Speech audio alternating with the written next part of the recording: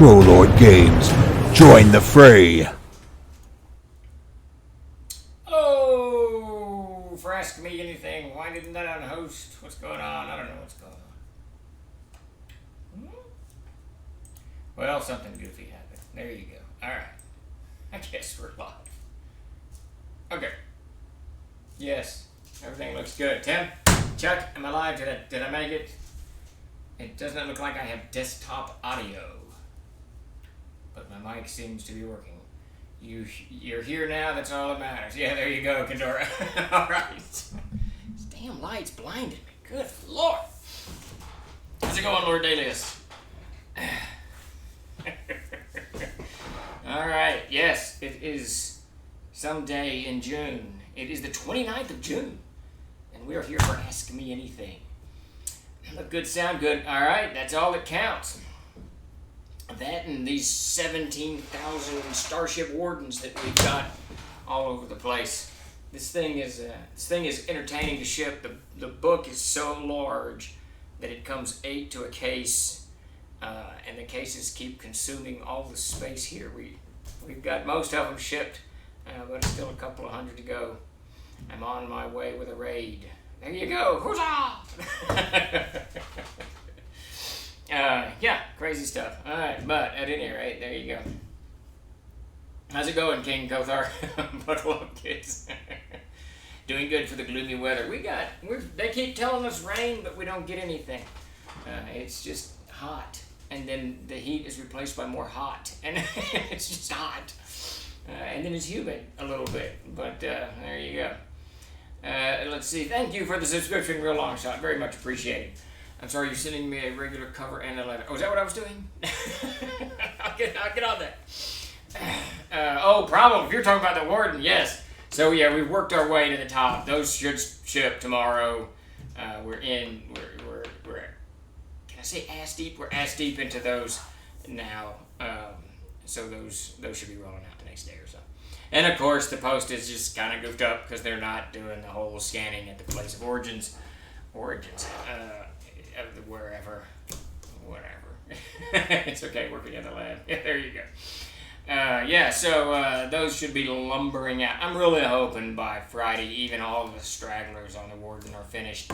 And in very, very cool news, I got to look at the first laid out Player's Handbook yesterday, the 8th printing of the Player's Handbook. So we got some tweaking to do. There's a little bit of, we're missing 2 pieces of art. I can't remember which 2 now. The knight, I think. So Peter's doing some knights, and I asked him to replace the male fighter, because once I looked at the smorgasbord of art that we had done, the new art, I had no dwarf in there in a warrior pose, and I'm a big fan of dwarven fighters, and just for my sake, it needs to be in the book. So he's going to sketch out. He's going to replace the fighter image that he's got. So a little bit of screw turning to do, but I'm hoping that by Friday that we've uploaded and released to all the backers the Player's Handbook 8th printing in its close to final form. Of course, it'll take some adjusting in the end, as they always do. Huzzah! Thank you for the raid, 𝚃𝚛𝚘𝚕𝚕. Very much appreciated. Very, very cool. We need to. That's one of the things that we're trying to do over here, just build more of a community. And certainly 𝚃𝚛𝚘𝚕𝚔's Monster channel and our Monster Talk is what you do over there. Is one of the shows that you have on your Twitch channel. Usually comes right after hours. So very, very cool. And I just missed being in that raid. There you go. Statler, you'll appreciate what was I listening to today. Steve Miller. I've got this was dredged up at my dad's house, so it's the Steve Miller Band live.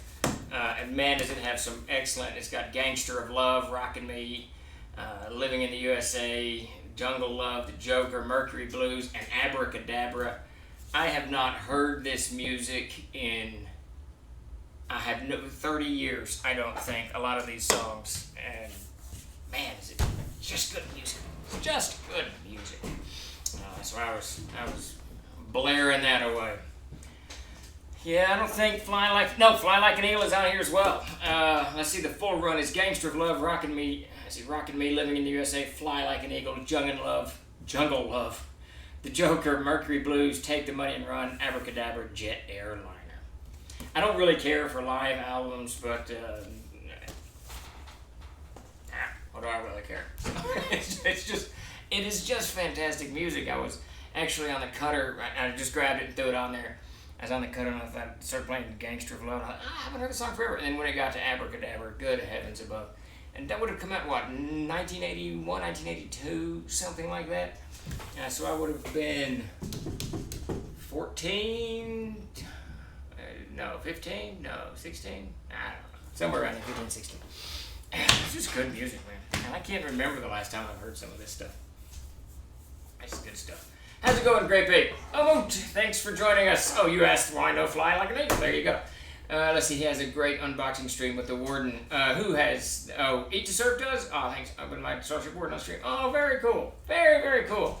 That thing is monstrous. I hope it went over well and you didn't drop it on your foot or anything. Yeah, Jungle of Love. There you go. I thought it was my bandwidth, though. Let's see. Excellent album. That answers that. Good afternoon. Hello, Ultra Magnus. How you doing today? Let's see. I just doubled my bandwidth last week, and it's just stuttering for the same right now. Stuttering for just the same right now.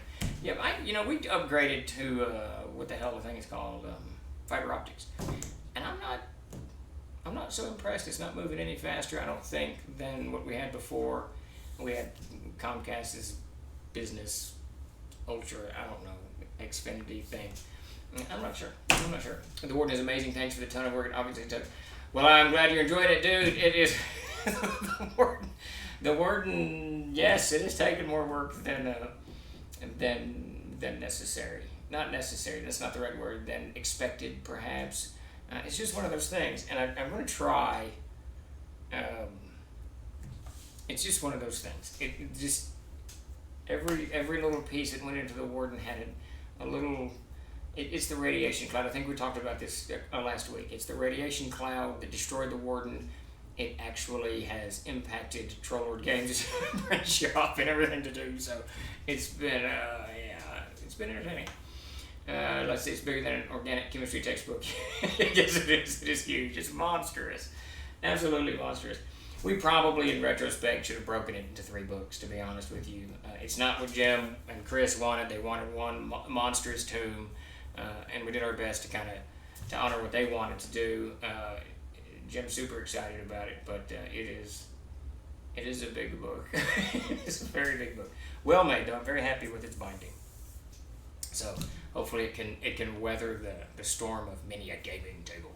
But we should have it all. If you haven't received yours yet, you should have it all by the end of the week. They should all be out of here and heading in your direction.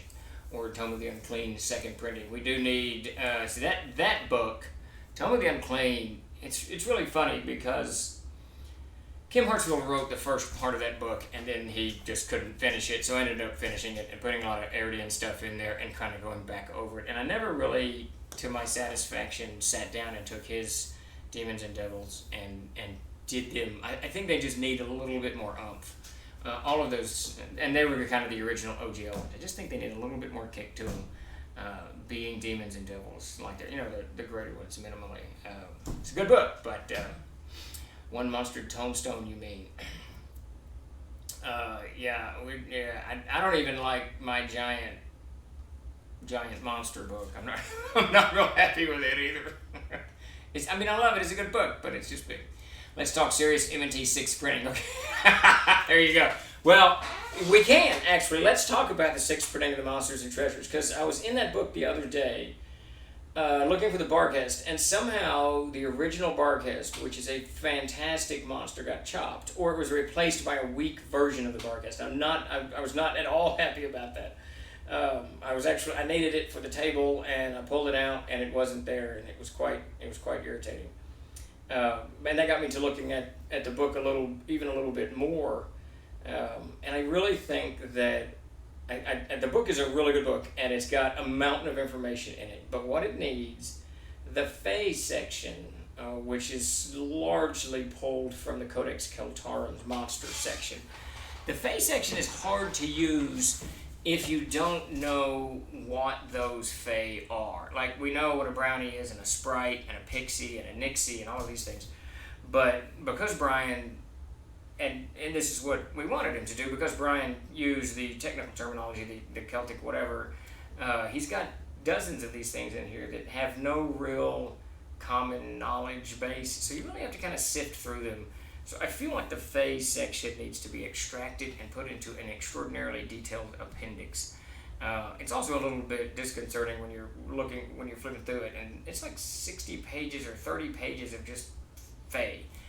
So I think the Fae section needs to be a little bit tweaked. My MT is from 2007, gold cover with green lettering, but it doesn't say what printing it is. If it's green, green lettering? Gold cover with green lettering. Look at the side. If you look at the side, the spine of your book, it should say, actually I don't have one of those. So you're going to have, let's see if you can see that. See, it says 80115. Yours should say 8011, probably 2, which means that would make it the second printing. If it says 3, it's the third printing, and if it, so it's the second printing. So the first printing is 8011, second printing is 80112, third printing is 80113, and you see that. Thematic development. And that goes with all of our books.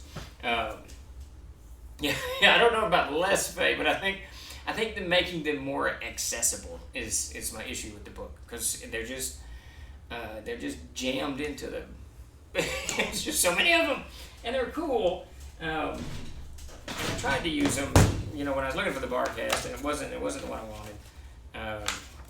It's just a lot of them, and really they need pictures. Each of these Fae needs a picture because. It'll help you kind of understand. It'll help you when you're flipping. You're looking for a monster. You can just snatch it out and grab it. Crusader's Guide to Hunting the Fae. There you go. That would be a great series of monster books, wouldn't it? A hunter's guide, so you can track the monsters down and kill them. That's interesting. That goes along with the Trail Guide to Air. I love that concept. What's your beef with Fae? Oh, that goes to Ultra Magnus. I actually love Fae. I use them all the time. I tried using the spell Discordant Attack on Chuck yesterday, and he denied it. Page 110, Adventure's Backpack. If I can't use the spell to change a caster's target while he is casting that spell, it's almost useless. Well, sometimes the ruling... What does it say in The Big Lebowski? Sometimes the bear eats you, and sometimes you eat the bear. I can never understand if he's just saying bar, meaning alcohol, or bear, meaning an actual bear. And both work, I suppose. Also, there are several Fae that are basically variations of the same creature. Is there really that big of a difference between a Bogart, a Buck-on, a Brownie, etc. in real life, and even mythology? Not really, for God's sake. Cut the fat.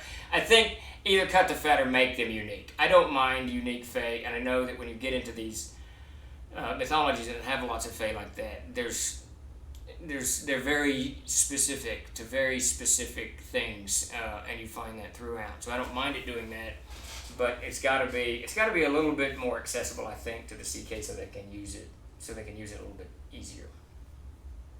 I'll buy that moment. Probably the fact that there are about 100 different Fae in there, and he had to make tokens. Yeah, there you go. It'd be like those Pressberry books in the 80s. I remember those. Those are hilarious. Those Froud books, was it Brian Froud? Those were some really cool books. And then Black Sharpie them out of the book. There you go. Is there any precedence for magic duels between spellcasters, counterspell, or being able to interrupt the casting of a wizard spell with your own while they're casting it in CNC? Yes, it's in the Adventure's Backpack. We have a counterspell system. There's also a counterspell system in Amazing Adventures. I've not delved into that one as well, but you could probably, if Jason were here, he could definitely tell us, but you could probably port that over to Castles and Crusades pretty easily. But yeah, there's a counterspell system in the Adventurer's Backpack. I think you got to make your initiative roll, and then you got to do an attribute check to know what the knucklehead's doing. And once you've figured out what they're doing, then you can cast a spell to knock it off. So that was Chuck that was ruling against you. See, he hadn't looked at the Adventurer's Backpack yet. There you go. Sometimes you're the windshield, sometimes you're the bug. Exactly. All prayers are answered, sometimes there's no. Anyhow, it's answered with resounding silence. Any updates on when the Becker kit will go live for the CKG Kickstarter? I'm definitely going to add to my order. Last week, actually, Bloodwild. Tim was pushing me very hard to do it last week, and I completely forgot to get him the information that he needed. He kicked me in the head today, so hopefully this week, because the book may be here as soon as next week. We were given, and this is very tentative. I'll explain why in a minute. We were given a tentative ship date of July 7th. I think that was it. Maybe it was the 8th. It was the first week in July. That I remember. Yeah, it was July 7th. But now that was before I goofed something up like I usually do. Dory, our rep over there who does all the layout and the plates and all that stuff, she shot me a text and said, hey, we're doing something new that'll speed the process up. We upload it and do you want to do it? It'll cut a few days out of the whole process. And I said, yeah, absolutely, we want to do it. That'd be great. And then she did it on her end, and they sent me the stuff to approve, and I didn't approve it for like 3 days. So I'm not sure if we gained any ground on that or not. Maybe. So hopefully, maybe as early as next week, that CKG is on a truck heading our way, and we'll get it around the 10th or something like that, and it's going to start shipping quick. So. All of that's to say that the Becker kit should go live this week or early next week. It's really just kind of getting a weight and dropping that and figuring out what the packages weigh. And the CKG, we got plenty of examples of all that. Good. So hopefully very, very soon. Let's see what I miss here. Everyone blah, blah, blah. I knew it. Chugs blah, blah, blah. Dr. Pepper. Yes, it's time to wake myself up. There's so many variations in the Fae world that it's basically build a Fae. Now that's an interesting idea, Big Danger. Just make a chart where you kind of put these things together. That's right, Lord Dahlius. One yawn, because I know it's coming after. Though I got to tell you, cranking that Steve Miller, it kept me awake pretty good. I remember seeing that in the backpack. Yeah, it's a good little rule you can ramble out. I demand defense. And read the Adventurer's Backpack, Chuck. Hey, real quick, if you're just joining us, give us a follow. We sure do appreciate it. Any and all support you can those is much appreciated. Steve, did you ever get to watch the excellent film The Prince of Darkness by John Carpenter? I have not watched it. It is still on my list. In fact, it's at the top of the list right here. A Prince of Darkness. I'm just waiting for an opportunity, which will probably be next week, maybe this weekend. I was out of town this week because I want to watch it when, it's summer, so the kids are up 24 hours a day. I want to watch it when everyone's asleep or minimally in a video game they can't get out of, when they're doing something when they can't come and talk to me, because I watched the trailer for it and it looks cool. It looks like something I'm really going to enjoy. So I'm hoping either this week or this weekend diving into it. Let's see, 20 rolls of 20 square. There you go. Are there two covers for the CKG or just going to be there's both. So there'll be, I don't have an example of it, but yeah, it'll be two covers. There'll be the tribute cover, the Efreet, and then the wizard, the guy holding the book over his head.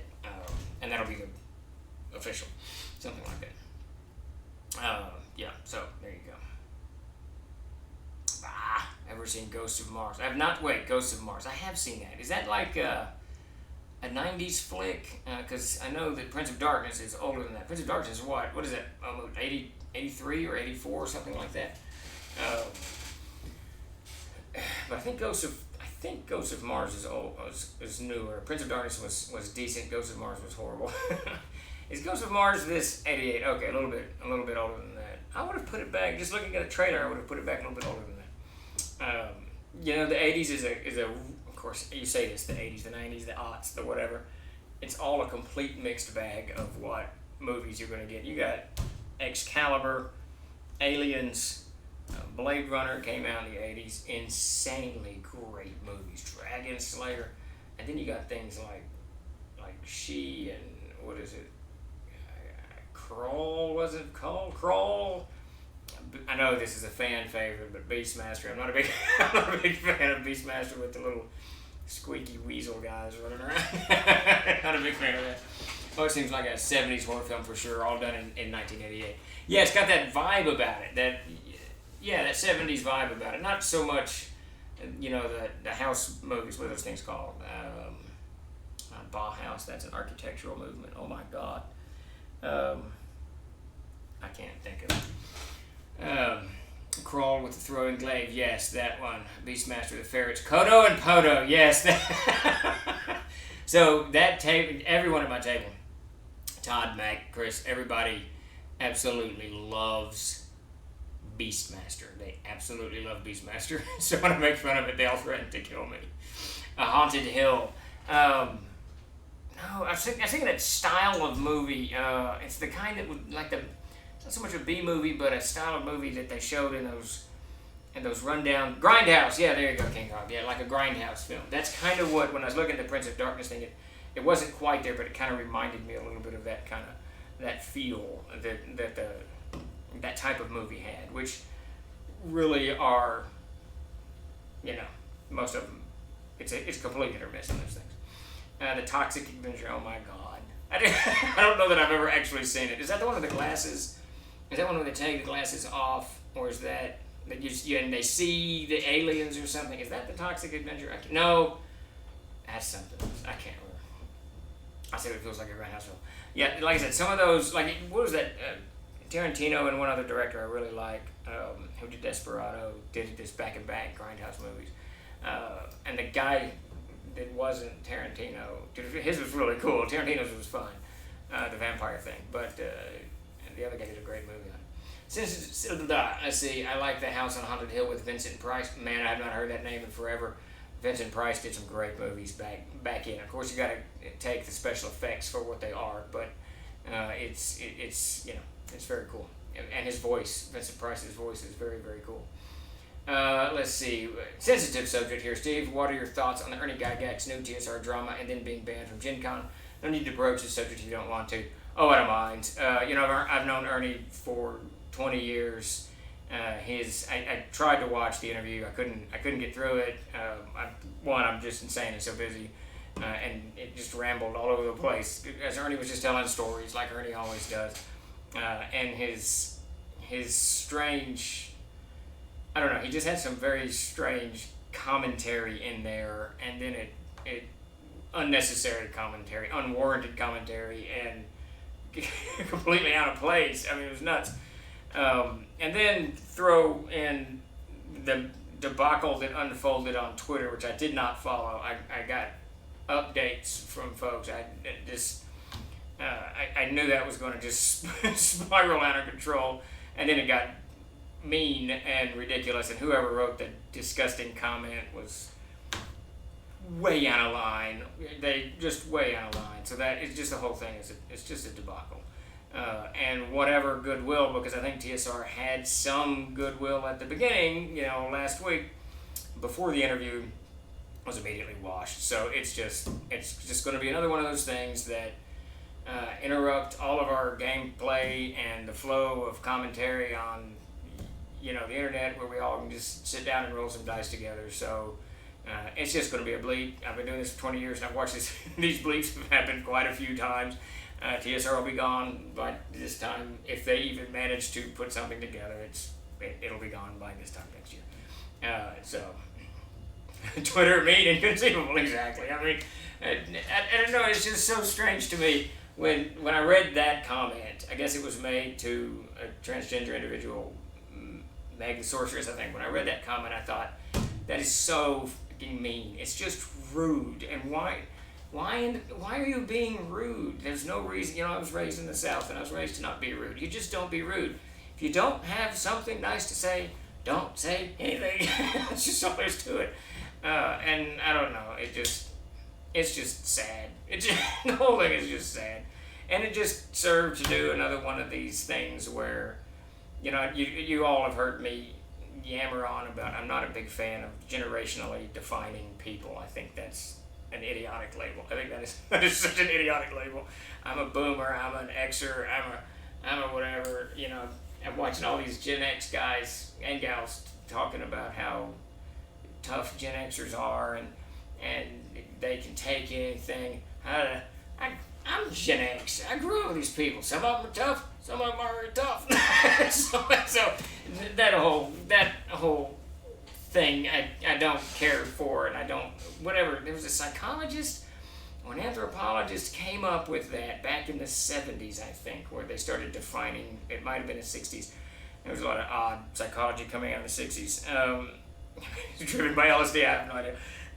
Where they began to define the generations. And now it's become this thing where you define these groups, when really they're actually defined by cultural norms and technological innovations, wealth, and all of these other. There's 1,000 other things that define a group of people other than their age bracket. So, because the age bracket is so utterly arbitrary, it's just absolutely ridiculous. And then we all get it in our head that there's some kind of, that there's some kind of thing that we're all, everybody from the year 2000 to the year whatever the Zoomers are, 2021. I think a new generation has been born. Acts like this, and it's just idiotic. It's just idiotic. So the whole thing is just going to serve to, rile that up even a little bit more. You can be mean because you can't get your ass kicked on the internet. Yeah, that's part of it. You're rude to someone in their face. It's a good chance that you might get throat punched. So I guess that's my thoughts on it. Great Babe. It just unfolded horribly, and I can't say that I'm surprised. I can't believe Ernie said, or I don't know what he said, because I've not actually read the transcripts or watched the whole interview. I saw one bizarre analogy to Native Americans that made no sense in context, or out of context, and it was just bizarre. So I didn't see what he said to rise everybody up. Clearly it did. Clearly he was irreverent or something to things that are very important to certain groups of people. And that is, what's that old saying? You don't talk about, what is it? Shit. I don't talk about it so much, I don't know what it is. Money, you don't talk about money, religion, and politics. That was it. I mean, you just don't talk about it. There's no reason for him to have brought any of that craziness up.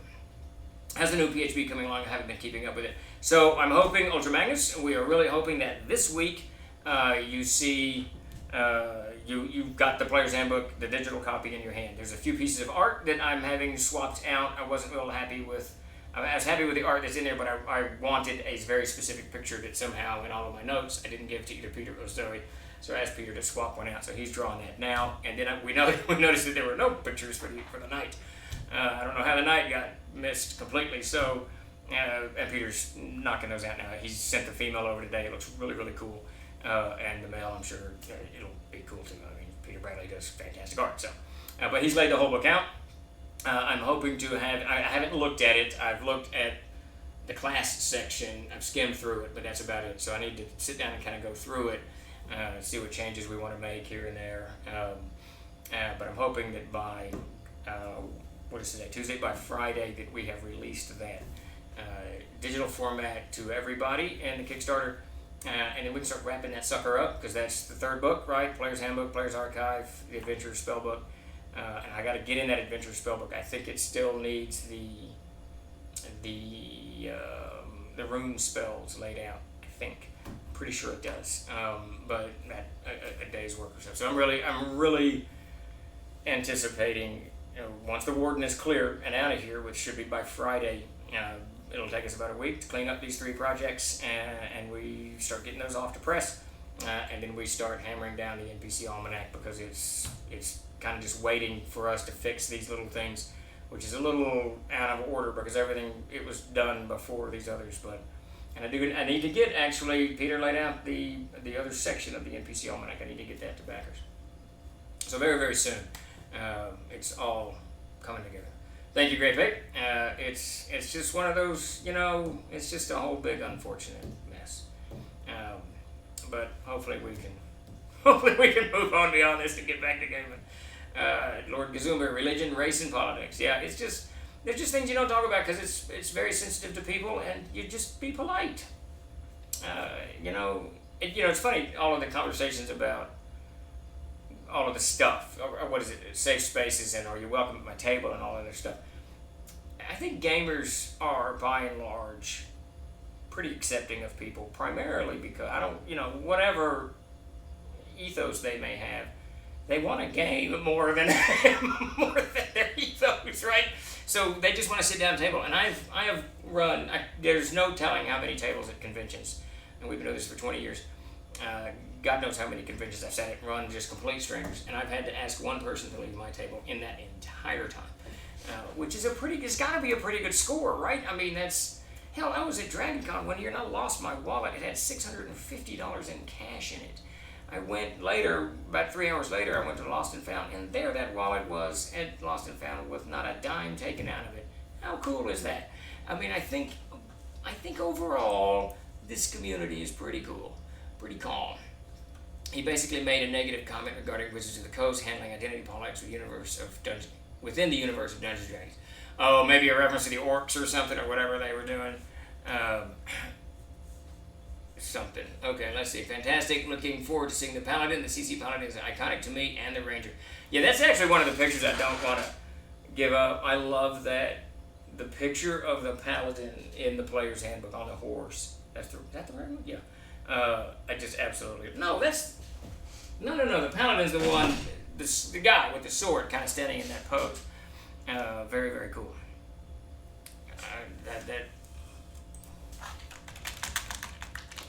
Alright, there we go. Okay. Totes, and then on to Planescapes. Yes, which is really where I want to be. Davis and I had a long conversation about Planescapes the other day. It's really all I want to work on. All this other stuff, I'm tired of it. I just want it to be done. Oof, yeah, we might be friends, but if I found that wallet, Steve, it would have been $600 left. Yeah, I don't know. It was just pretty cool. This is back at 90. When did I go to DragonCon? I went to DragonCon every year from 93 to 2000, I think. And it was pretty cool. I mean, I don't know. You would expect. I shouldn't. That's a rude thing to say. Why would you expect someone to take it? You wouldn't be surprised if someone took it, right? I mean, it's $600. It's some idiot lost. So I don't know. It was very cool. And you know, as always, when I get a chance to plug DragonCon, now I've not been since TLG was started. I've not been in 20 years. But it is hands down the best convention I have ever been to. That includes the ones that Troller Games has thrown. DragonCon is so very cool. It was. Now, I don't know what it's like now, and I know that their owner got into all kinds of trouble and went to prison, but whatever. Because it had every genre of our hobby, from games to role-playing to cards to Star Wars to Star Trek to cosplay to... I don't know, you name it, anything that's even remotely involved, Vampire the Masquerade, that's even remotely involved with this hobby or whatever, is at DragonCon. And there's so many interesting things that are going on. I think the saddest moment in my gaming experience from 1976 to today happened at DragonCon when I was watching the Vampire the Masquerade. You know, they do a lot of live play. Now, I can't remember, I think if you do this, you're invisible, so if you're walking like this, you're invisible, nobody can see you. And then to fight, in the LARPing, when they fight, they do, I'm pretty sure, they did rock, paper, scissors. So I was watching these two vampire clans, I guess, battle, and this one fella had, man, he must have spent $1,000 on his costume. He looked so cool. He looked like right out of Interview with a Vampire with, what's his name, Tom Cruise and Brad Pitt and whatever. You know, just looked badass. And this guy that he was fighting was wearing a pair of jeans and a t-shirt. And he had something written on the t-shirt with a Sharpie. And I thought, what? Come on, man. You're not even showing up. But I guess a vampire can wear a t-shirt, right? There's no reason for a vampire to not wear a t-shirt. So, but then they do their rock, paper, scissors, and the guy with the costume lost and died. And I thought, what? But you spent all that money on the costume. It was a sad moment for me. I felt very bad. I need more Klingons at my convention table. Yeah, well, you're going to get Klingons at DragonCon for sure. It used to be. Again, I can't say, I haven't been in a while, but he was fighting a dirty Bruja for sure. Yeah, it was just sad. There should be like an extra point if you got a costume. I don't know, 2 out of 3 or something. I don't know. And they're going to have taken your driver's license also just to post it on my TLG fan board. There you go. Just get all of that out there. Just put it all out there. I would have taken you have dinner and drinks though if that makes you feel better. Well, at least, I get something out of it. And a good steak, it goes a long way. It would make me forget all the money lost. Yeah, so DragonCon's it's just a great little convention. I remember when the very first year I went, and I think this probably says more about my character than anything. Mac and I, it's late in the night. Mac and I known each other since the '80s. We were walking through one of the lobbies or whatever, and there's this sign that said Shakespeare's Macbeth by the Torture Garden, and I did not know what the Torture Garden was. But when I read the sign, Shakespeare's Macbeth by the Torture Garden, I turned to Mac and I said, I'm in. I don't know what this is, but I'm going to go watch Macbeth. So we went and watched Macbeth, done by an S&M group out of Atlanta called the Torture Garden. It was actually they were pretty good, you know, acting and actressing, right, whatever acting was, but it was an interesting version of Macbeth, one that I don't suppose I was quite prepared for. It was fun seeing the Klingons at the Ren Fair here. Yeah, there you go. Klingons always look cool. Torture Garden sounds like my first movie. There you go, Tim. Yeah, and we went every year. And then we went to DragonCon. We went to the Torture Garden, whatever they were doing. They would do live poetry. They would do all kinds of stuff. So I made certain that every year I went to the Torture Gardens. I think it's still a group in Atlanta. Well, it was. I haven't looked at this stuff in forever and a day. I need to go back to DragonCon. DragonCon is just a cool convention. I have so many. It's just that I went up to the bar. I was drinking a Long Island iced tea, and Walter Kronig came up and started having drinks next to me, and we talked for a little while. It took me a while to even realize who he was, because he was so casual. Very nice fellow. I mean, it was just weird. It was very cool. Yeah, DragonCon's a good place. So if you get a chance to go to a convention, if there's only one you can go to, give DragonCon a shot. Hopefully it's still as good as it used to be. Maybe I should go this year. I think it's in September. I think it's at the end of August. Is DragonCon where Aurelio Voltaire usually performs? Perhaps. Now so there was a band called the Changelings that I think had someone's name was Voltaire in it. So that may be who it is. And that Changelings band, oh my goodness, their music is fantastic. You can find bits and pieces of it on YouTube. I will bet you that is exactly who. Their music is very kind of goth and slow and melodious. Now, maybe. Yeah, I'm looking at an image of him. That I don't know. It's possible. No, I don't think he was in the Changelings. But he may go there every year. Yeah, Necro Comic Con is a branch on this man, blah, blah, blah. Yeah, interesting. Yeah, no, so I'm not sure if that's him or not. But the band of the Changelings was cool. I don't know, DragonCon doesn't have a St. Elmo nearby. There's nothing nearby. I don't think, I hadn't been there forever. There's no good bars, no good restaurants, there's nothing nearby. Because it's downtown Atlanta, there's just nothing there. Sounds like Voltaire, he is a really nice guy, but fun performer. St. Elmo's is awesome, GenCon.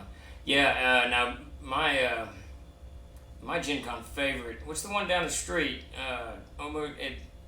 The Wild Beaver. I love the Wild Beaver. That is a great bar. Yeah, you're not selling me, Steve. I'm not helping you with that. Last time I went, we walked forever just to get breakfast somewhere. It was ridiculous. It was absolutely ridiculous. That's why we stay in the hotel. I'm dragging the hotel barn. But yeah, the other side is.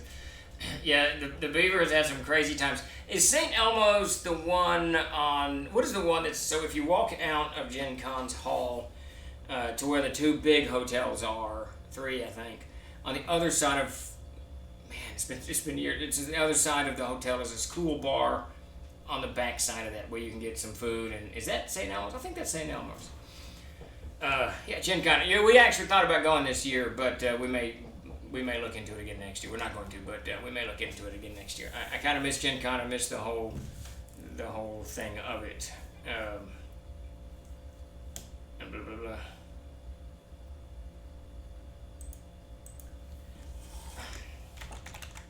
I got a text message from Skype that began with, "Do not read out loud." There you go. Oh, yeah, okay. The steakhouse. I know what you're talking about. Yep. That is a very good. I've only eaten there once, I think. Very good. We usually end up at that other bar that Bill Webb really likes. I don't know. There's so many bars down in downtown Indianapolis. That's kind of the nice thing about where it is in Indy. Because even in when it was in Milwaukee, there wasn't a lot close to GenCon in Milwaukee. You kind of had to hoof it 4, 5, 6 blocks to get somewhere, and even then, it was hoofing it a little past that to get to more. So, Indianapolis has a really good downtown. Take that for what it's worth. And we will get back there at some point. So here's the first part out loud. It's what I do, Chuck. It's what I do. you need to speak it or something, but then I guess everybody could hear it. There you go. But at any rate, for those just joining us, we are here for Ask Me Anything. I am Stephan, CEO of Troll Lord Games. And we're here just jibber-jabbing about just about anything and everything. I think we've been talking about DragonCon for quite a while. And now GenCon. So if you have any questions on industry, Troll Lord, Kickstarters, whatever we're doing over here, Castles and Crusades, throw it into the stream. And we'll do our best to digest it and see what's happening. Are we doing a raffle today? I think we're doing something. I don't know what we're doing. Tim told me once, and I've already forgotten. People keep texting me. At some point. Skype story time. There you go. Yeah, it's funny. I really do want to sit down one of these days and write, before I forget it all, and write just kind of a history of Troll Lord Games, just from, not so much, we made the World Builder in 2001, but things that happened along the way. And I know there's not a lot of pictures from the early days. Todd took a bunch of pictures. But he lost his camera, and so we lost from 2001 to 2004. All those pictures were gone, it was stolen. I don't know, he lost it, but someone took it from him. And there's just, from hanging out with Gary to conventions to their travels have been insane, and just crazy stuff that's happened on the road. It was just really. I think there's so many cool little stories that are just entertaining. They're just entertaining. Hey, Stephen, you check your Discord. I have not, I've gone on Discord about twice. Primarily, I have been working on Of Gods and Monsters, which I think everybody is going to be titled. Wait, I got it open in front of me. Let me see. Oh, yeah. I don't know why I couldn't remember this one. I think I'm going to just title it Of the Gods. I think that's what this book is going to be called, and it's finished. The last of the art arrived yesterday. I put it in yesterday, and now I'm just kind of going over it. Looking at this, that, and the other. So that's been my primary focus, plus, of course, wrapping up and shipping the Warden and getting that out of here, and the Player's Handbook. So, but I'll get into Discord, King Kothar. I saw that your name, I saw today when I posted some mess, I saw that your name was lit up, or whatever it does. So I'll get in there and tackle it. Told me to clean Wrath of the Fake. Yeah. Those Fae, when you get into them, the other side of those Fae, and Omud, you may know this, some of you all may know this, they're really weak. Most of them are 2 and 3 hit dice, so they don't really, after the first or so level, they're useless, because whoever you fight them is going to just annihilate them. Wrath of the Fae. Are you planning on a new printing and gazetteer, the Codex of Air? I swear you said that was planned, but I could just be crazy. Granted, both could be true. So what I've decided to do on the Codex of Air, the version that we have now, for the foreseeable future, will be the last printing of the Codex of Air. We are now going to come out with, we're going to take the Andanuth out of it, make it into a novel, and sell it as a novel, and then we're going to streamline the core part, the almanac part of it. So it'll be about 120 pages, give or take, and release that. That may be called the Trail Guides to Air, or something along those lines. There may be a Player's Guide, which will be the Trail Guide to Air, because I love that title. Someone here came up with that. So that's the idea. So we're going to break the Codex apart into several products. I really do think, and talking to a lot of you people here on the stream, that getting into Air is a little bit difficult because of that opening salvo of 120 pages of mythological history. It's a hard thing to swallow. So we're going to get that, just bring that to it in a secondary product.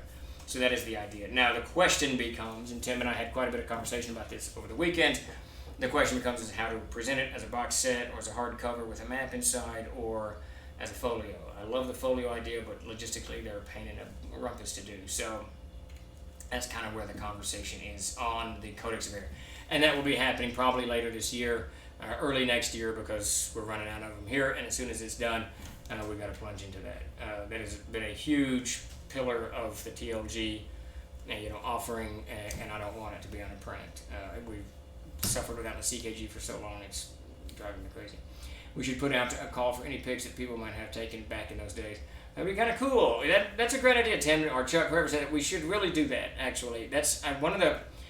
I didn't take any pictures, literally, any pictures of me and Gary Gygax. The only pictures I have of me and Gary Gygax are like 3 that people have sent me over the years, because we don't have any. I didn't take any pictures. I'm not a big picture taker. I still don't do it. I was just looking in my 2021 folder. There's no pictures in it at all. So it's just, I just don't do it. I'm still catching up on the Crusader podcasts. I just recently listened to one with Jim Ward, which is pretty timely considering the Warden is now out. Worth listening to if anyone doesn't listen to that one. I love the Crusader podcast, and Jesse does a great job over there. He really does. The whole crew does, but it's just a cool thing. We're actually going to try to reach out to podcasts here in the next few weeks and try to push out in that direction. So maybe you'll start hearing us jibber jabber a little bit more. Oh yeah, what's up with the new Airidian trail map thingy or a new snazzy Arid folio? Yeah, although you and I are of the same mind. They're really cool. The folios are just really cool. Now, logistically, they're just a pain in the butt. And we had them actually manufactured, the previous one, we had manufactured locally. Not sure we can do that anymore. I'm not sure if that printer is still even in business, because that was, 10 years ago? Nah, it wouldn't be that long ago. 8 years ago? I don't know. But yeah, so that's the rundown on Air. You should specify tasteful pictures. Probably a good idea. How's it going, Godfather Wraith v ESG? Man, that's too much for me to say. I'm just going to call you the Godfather. How about that? Let's see. Go get your Codex while you can. Yeah, it's gonna be gone. Man, a cool Airidian Trail Guide box set. That would be cool. Maybe even a thinner box. Yeah, I like the idea of that because obviously with a world setting comes maps, and as you all know, there's minimally 3 maps that come with that, and there really should be a 4th, the kind of political guide framework. So a box set is the obvious folio too, though a folio you can put all that stuff in. Box set just has far more, it's just tougher, it's just stronger, it'll hold up better. One of the regrets of my gang group is that we didn't take pictures over the years. Yeah, it's just one of those things, you don't think about it, you just game it. And we still don't. I game twice a week. We still don't take pictures. It's absolutely nuts. Trail guide that leads to different castles that are in Arid. I like the idea of the trail guide for a player's guide to Arid. Short, 45 pages or something, and it would sort of like be what's in the 5th edition version of the player's guide to Arid. That would be very cool. Godfather or GFW is fine. There you go. GFW, I can remember that. It's Gygaxian Fantasy Worlds too. Is there a non-leather CKG available? No. I'm hoping in 2 weeks. I'm hoping next week, but obviously we got to fulfill the Kickstarter. But the CKG's been out of print for months now, and it's murderous. Very tentatively giving us July 7th as a ship date. I do not think it's going to ship on the 7th. I think it'll be the following week after that. But hopefully it arrives. And I asked them to take extra care to look at the binding, since the problems with the Monsters and Treasures of Arid binding have caused and continue to cause an issue. Just for those of you who don't know, first printing or the first go through was bound. The binding didn't take. We had to ship it back to the printer. They rebound it, and in the rebind, we're getting about maybe a 20% loss ratio. The binding didn't take again, and that concerns me going forward. I know my guess is that they did it too fast again, because they've been swamped, because they're like everybody else, and they don't have enough personnel to keep things, to keep things running smoothly. I'm waiting to buy CKG as well, hopefully soon. I'm waiting to upgrade my Kickstarter plates with CKG 2 leather, so that should be tomorrow. Not tomorrow, that should be later this week. I don't know why I said tomorrow, but maybe, but probably not. So later this week. It's a debacle, and now I got to pull out several thousands of books and go through them, because they're gonna refund. They're very great. They're a fantastic printer. We've worked with them for 15, 18, 16 years. I don't know, whatever, and I have no complaints. So they're going to offer us a refund for stuff that we can't sell, credit, whatever. But that means I got to go through all of those books, and that'll be me and Todd. Todd's a very, very good judge of books sellability, and that's why when you see we do a damage sale, some of you guys, if you purchase stuff in a damage sale, you'll see that it's barely damaged. But that's because Todd, when Todd's doing quality control, and he does it frequently, man, he doesn't let anything go by. He goes right in the damage section. It's really funny. NPC Almanac updates. It's all done. It's edited. It's mostly laid out. The thing about the NPC Almanac, the real thing that's holding it up, and I'll put an update on this because I keep forgetting, is it's 450 pages, which is twice what I wanted it to be. It's more than twice what I wanted it to be. And I don't know what to do with it. I'm going to have to sit down and see if there's a way we can break that thing apart minimally into 2 books, or what we're going to do with it without it losing its integrity for the CK. Obviously, as you know, when you're running games, having 78 books behind the screen is a problem. However, having one giant 450-page book that falls apart is another problem. So I just got to sit down and look to see if there's a way we can condense it, make it smaller. I don't think there is, and then decide what to do with it. That's generally what Davis does. I'll say, Davis, I need 700 words for the Patreon release, and he'll give me 1,500. I'm like, I can't do it. I need less. I still think an anthology of Air written by various folks in the hobby would really flesh out the known world and allow you to extend the map and add new nations and cultures. My 2 cents. That would be kind of cool. I had never really thought about that, to reach out, because there's whole swaths of Air that could use development, and technologically it's all the same. There's no gradations of any of that mess. So it would be easy to do. You just follow the the outline that's set up and go. Janis Joplin said that tomorrow never happened, man. Who do I got? Joni Mitchell. I got Joni Mitchell over there in that pile of records behind me. I don't have any Janis Joplin. You should sign all the good ones so you know which ones are which. There you go. Dropping a giant book on the table really gets the group's attention. That it does. It wakes everybody up. It gets you a cuff in the back of the head from the wife, too. As you scare her. She's going to clock you one. All right, so I've lost Tim and Chuck, I think. Are we doing a raffle? What are we doing here? I know that we are planning a raid here in a few minutes.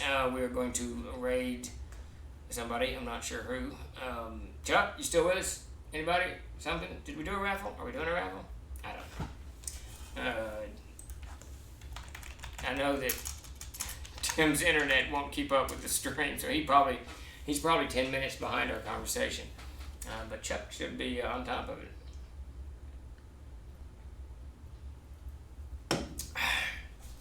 Hello. I don't know what's going on. Okay, they have seen my Skype. A waffle. There you go, damn weirdo. You just had to say waffle, didn't you? I went by quick today. Thanks for the stream. Thanks for showing up, Statler. It did go very quick today. It's kind of nutty. I get a cuff in the back of the head every time my Kickstarter packages arrive. It's funny, every time it's something I ordered years ago and I barely remember what it is.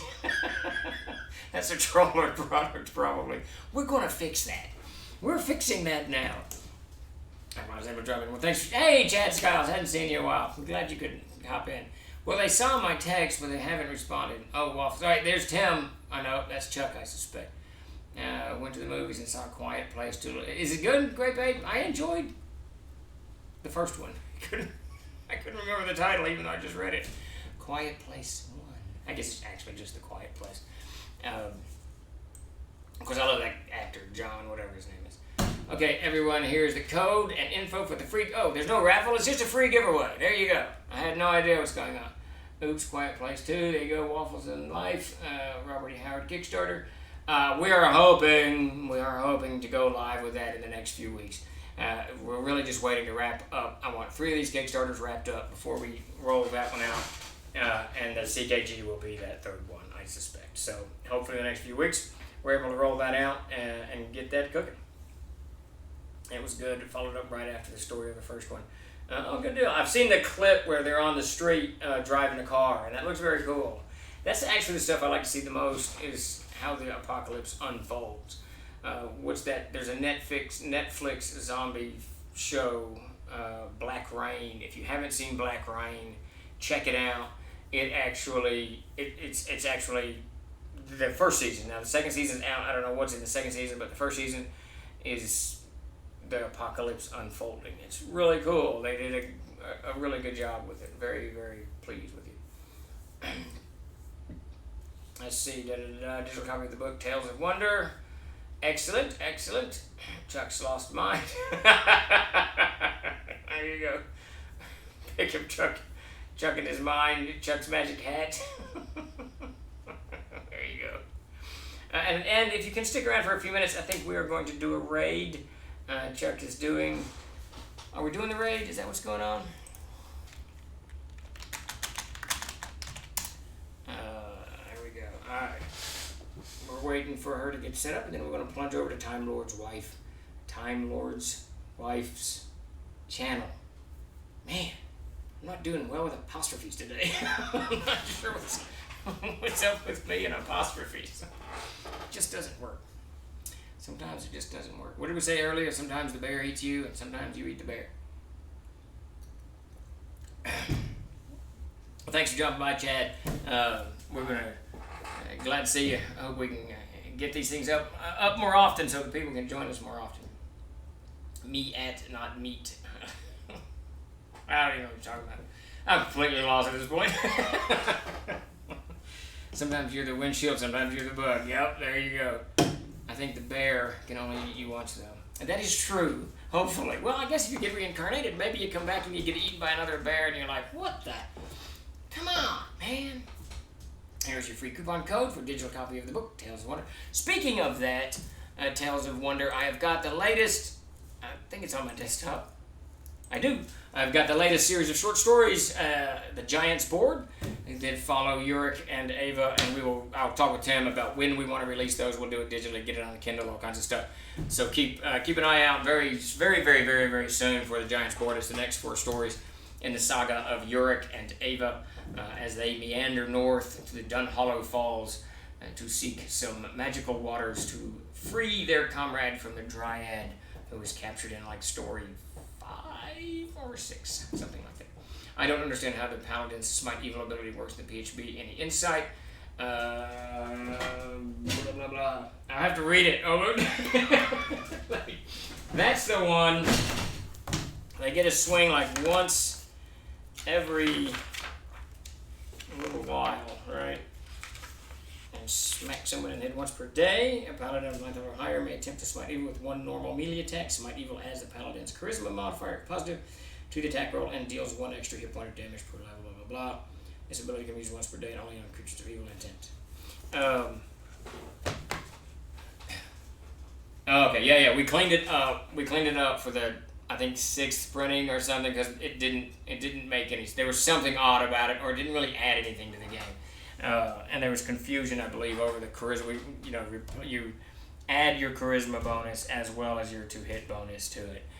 Is that right? Because it doesn't replace it. Yeah, you just add it. So it gives the paladin a little bit more oomph once when he's actually fighting something evil. Oh yeah, Steve's drawer of holding where, and he always seems to have every book imaginable. There's a lot of crap in there. A lot of good stuff. There's a lot of good books in there. So, all right, I got weird texts coming in. My Skype was acting all kind of wonky. All right, wait. Wait, what are we doing? We're supposed to start the raid.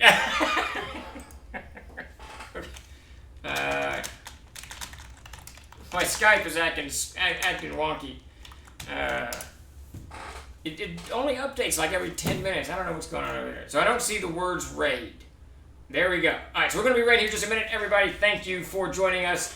It is very, very much appreciated. And we'll see you for GM's Tricks of the Trade in a few days. Another great part of the free PDF. You end up getting 20% credit next purchase. Yes, check that out. All right, we are raiding Mindari now. Huzzah! All right, there we go. Thank you all. And I'm signing off, I believe.